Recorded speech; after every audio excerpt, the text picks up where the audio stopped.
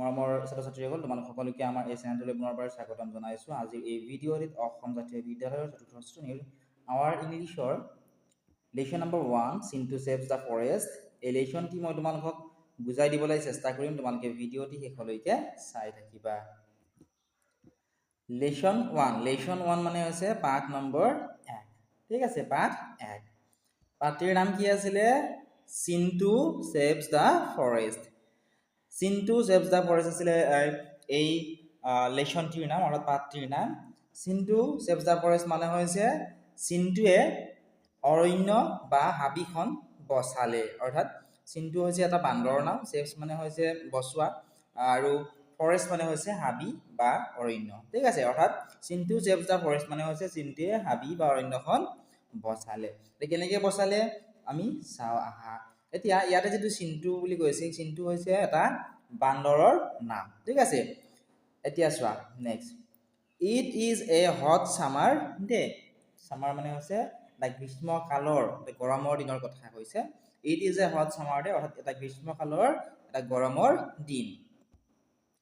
Chintu the monkey goes to a village which is নিয়াৰ there forest. Chintu এটা কি আছিলে? বান্দৰ আছিল, হয়নে? সেই চিন্টু নামৰ বান্দৰটোৱে ক'লৈ গৈছিল? গোজ টু এ ভিলেজ, এখন গাঁৱলৈ গৈছিল। হুইচ ইজ নিয়াৰ দ্য ফৰেষ্ট, যিখন গাঁও সেই অৰণ্য বা জংঘলখনৰ ওচৰতে আছিল। উইথ হিজ ফ্ৰেণ্ড মলু এণ্ড গলু, কাৰ সৈতে গৈছিল? তাৰ বন্ধু মলু আৰু গলুৰ সৈতে গৈছিল। অৰ্থাৎ এটা গৰমৰ দিন আছিলে, হয়নে? এটা কি আছিলে? গৰমৰ গ্ৰীষ্মকালৰ এটা গৰমৰ দিন আছিল। চিন্টু এটা বান্দৰ আছিল। চিন্টু নামৰ বান্দৰটোৱে সি ওচৰতে থকা এখন গাঁৱলৈ গৈছিল। সিহঁত যিখন হাবি বা অৰণ্য আছিল, ফৰেষ্টৰ ওচৰতে থকা এখন গাঁৱলৈ গৈছিল। কাৰ সৈতে গৈছিল? উইথ হিজ ফ্ৰেণ্ড মলু এণ্ড গলু, তাৰ বন্ধু মলু আৰু গলুৰ সৈতে সেই গাঁওখনলৈ গৈছিলে। নেক্সট চোৱাচোন কি কৈছে ইয়াতে? There is a big mango tree. কি কৈছে চোৱা? There is a big mango tree at the edge of the forest. কি আছিলে? There is a big mango tree মানে হৈছে অৰণ্যখনৰ শেষ সীমাত, অৰণ্যখনৰ শেষ সীমাত এজোপা বৰ ডাঙৰ কি আছিলে? মেংগো ট্ৰী মানে হৈছে আমৰ গছ আছিলে।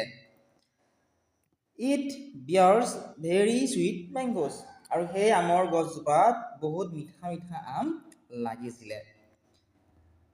চিন্টু এণ্ড হিজ ফ্ৰেণ্ডছ অফন গ' টু ইট মেংগোজ। চিন্টু আৰু তাৰ বন্ধুসকল, তাৰ বন্ধু কোন কোন আছিলে? তাৰ বন্ধু আছিলে মলু আৰু গলু। অৰ্থাৎ চিন্টুৱে তাৰ বন্ধুসকলৰ সৈতে অফন গ' টু ইট মেংগোজ কি কৰিছিলে? সেই যি মিঠা আম, সেই মিঠা আম খাবলৈ মাজে মাজে সিহঁত তালৈকে গৈছিলে। Sometimes they meet Rana and Raja who live in the village which is near the forest. কি কৈছে? Sometimes অৰ্থাৎ মাজে সময়ে, sometimes they meet অৰ্থাৎ সিহঁতে কি কৰে? লগ পায়। কাক লগ পায়? ৰাণা এণ্ড ৰাজা, ৰাণা আৰু ৰাজাক।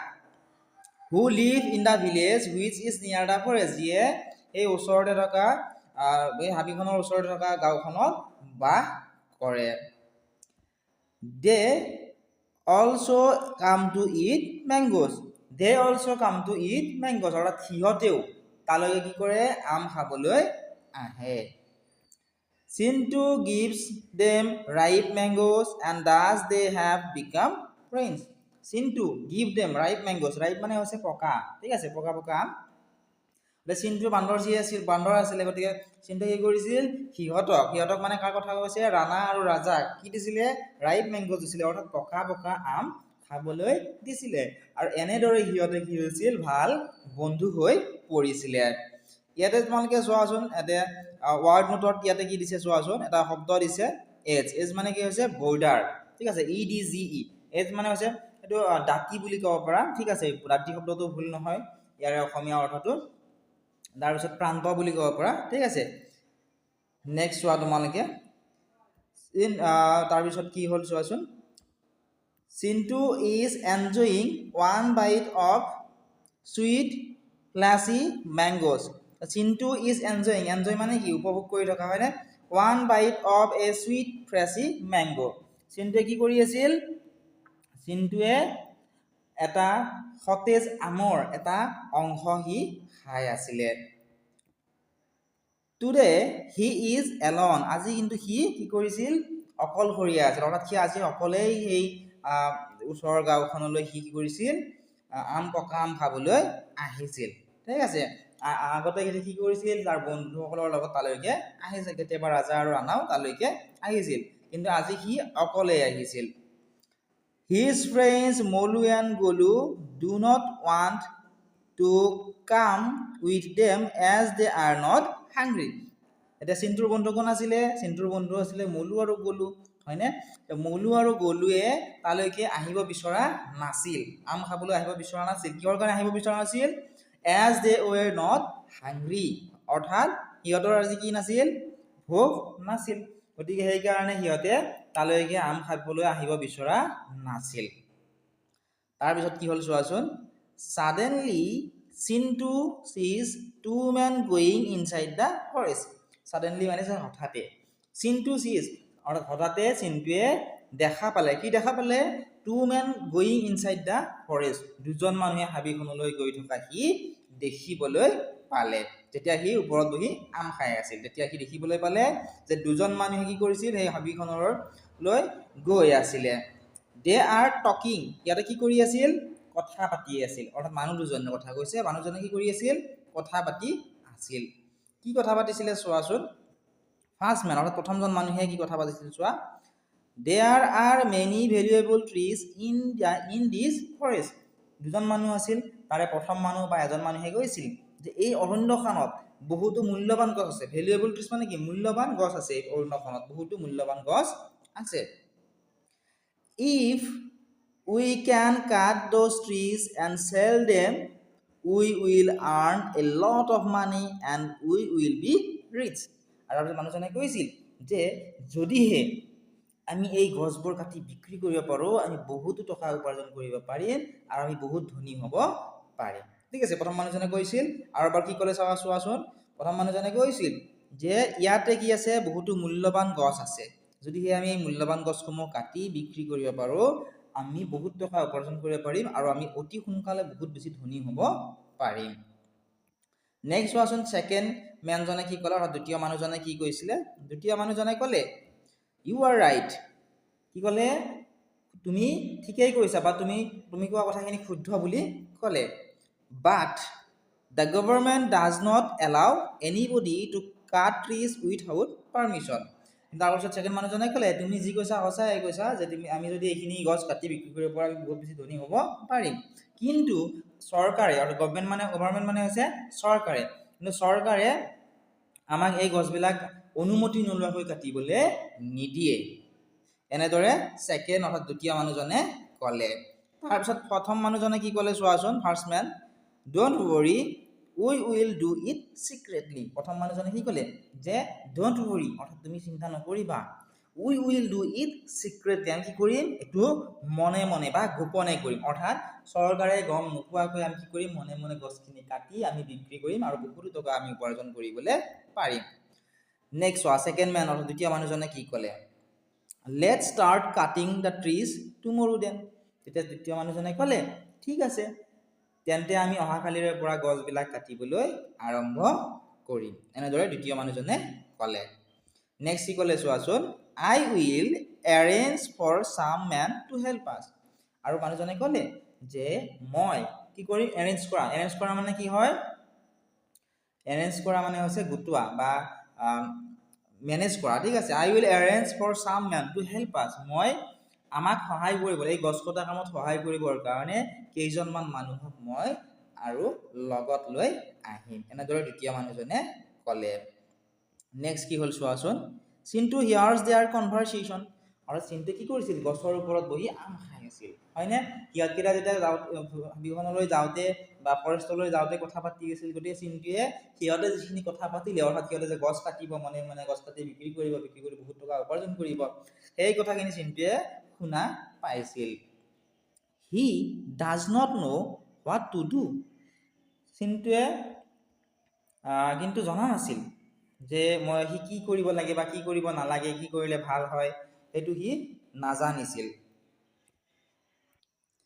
হি লাভছ দ্য ফৰেষ্ট চিন্টুৱে সেই যিখন হাবি আছিল সেই হাবিখন সি কি কৰিছিল বৰ ভাল পাইছিল সি অৰণ্যখন বহুত ভাল পায় কাৰণ অৰণ্যখনতে সি থাকে হয়নে অৰণ্যখনতে সি খোৱা বস্তুবোৰ পায় গতিকে অৰণ্যখনক সি বহুত বেছি ভাল পায় It is so beautiful with so many trees, animals and birds. The forest is their home. It is so beautiful. নহয় অৰণ্যখনত থকা ধুনীয়া ধুনীয়া গছবোৰ হয়নে জন্তুবোৰ আৰু চৰাইবোৰৰ কাৰণে সি অৰণ্যখন বৰ ভাল পায় হয়নে আৰু অৰণ্যখনে হৈছে সিহঁতৰ ঘৰ তাতে সিহঁতে থাকে তাতে সিহঁতে ডাঙৰ হৈছে হয়নে তাতে সিহঁতে খাবৰ কাৰণে বস্তু পায় তাতেই থাকে গতিকে সি অৰণ্যখনক বহুত বেছি ভাল পায় How can anybody destroy their home? কেনেকৈ কোনোবাই সিহঁতৰ সেই ধুনীয়া ঘৰখন বা সপোনৰ ঘৰখন সিহঁতে ধ্বংস কৰি পেলাব পাৰে চিন্টু ৱাজ ভেৰি এংৰি চিন্টুৰ যেতিয়া বৰ খং উঠিল যে সেই মানুহ দুজনৰ ওপৰত যে সিহঁতে কিহৰ কাৰণে আমি থকা ঠাইৰ গছবোৰ সিহঁতে কাটি পেলাব কাৰণ আমি তাত বসবাস কৰি আহিছোঁ আমি তাতে ফল মূল খাই আমি জীৱন নিৰ্বাহ কৰি আহিছোঁ গতিকে সেইকাৰণে এইবোৰ কথা ভাবি সেই মানুহ দুজনৰ কথাখিনি শুনাৰ পিছত চিন্টুৰ অৰ্থাৎ বান্দৰটোৱে সেই কথাখিনি ভাবি চিন্টুৰ অৰ্থাৎ বান্দৰটোৰ বৰ খং উঠিছিলে নেক্সট কি হ'ল চোৱাচোন just then he remembers his friends Rana and Raja সেই সময়তে চিন্টুৰ তাৰ মৰমৰ বন্ধু ৰাজা আৰু ৰাণালৈ মনত পৰিছিল ৰাজা আৰু ৰাণা বন্ধু আছিল হয়নে আমি অলপ আগতে পঢ়িলোঁ কেনেকৈ বন্ধু হৈছিল সিহঁতে কাৰণ চিন্টু যিহেতু বান্দৰ আছিল গতিকে চিন্টুৱে কি কৰিছিল পকা পকা আমবোৰ ৰাজা আৰু ৰাণাক খাব দিছিল এনেকৈ খাবলৈ দিয়াৰ পিছত সিহঁতকেইটা কি হৈছিল ভাল বন্ধু হৈ পৰিছিল আৰু তেতিয়াই সেই কথাখিনি ভাবি থাকোঁতে চিন্টুৰ তাৰ মৰমৰ বন্ধু ৰাজা আৰু ৰাণালৈ মনত পৰিছিলে হি থিংছ ডেট দে মে হেল্প হিম চিন্টুৱে ভাবিছিল যে ৰাজা আৰু ৰাণাই তাক হেল্প কৰিব পাৰিব অৰ্থাৎ সহায় কৰিব পাৰিব দে গ' টু স্কুল সিহঁতে ক'লৈ যায় স্কুললৈ যায় কাৰণ চিন্টুহে বান্দৰ আছিল ৰাজা আৰু ৰাণা কি আছিলে মানুহ আছিলে হয়নে ল'ৰা আছিলে দুয়োজন গতিকে সিহঁতে ক'লৈ গৈছিলে স্কুললৈ গৈছিলে দে know many things and they are intelligent they know many things সিহঁতে বহুত কথাই জানে আৰু সিহঁত বহুত বুদ্ধিমান সিহঁত বহুত বুদ্ধিয়ক so Chintu rushes to them সেইকাৰণে চিন্টুৱে সহায় বিচাৰি সিহঁতৰ ওচৰলৈ যাব বিচাৰিছিল বা গৈছিল ঠিক আছে কাৰণ সিহঁতবোৰ কি আছিলে স্কুললৈ যায় গতিকে সিহঁতে বহুতো কথা জানে সিহঁতে বুদ্ধিয়ক হয় সেইকাৰণে চিন্টুৱে সিহঁতৰ ওচৰলৈ গৈছিল কিহৰ কাৰণে গৈছিল সহায় বিচাৰি গৈছিলে Rana and Raja are surprised to see Chintu at that time Raja আৰু ৰাণাই সেই সময়খিনিত চিন্টুক দেখি আচৰিত হৈ গৈছিল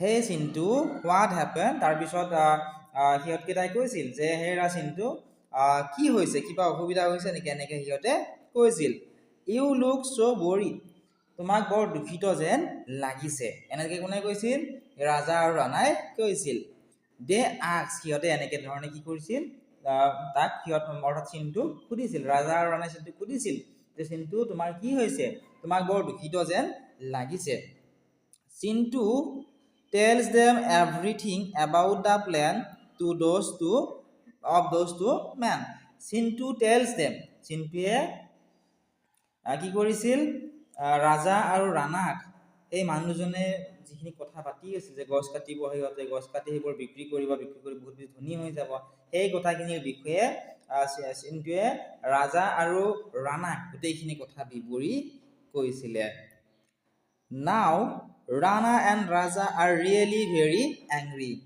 Now Raja and Rana are really very angry.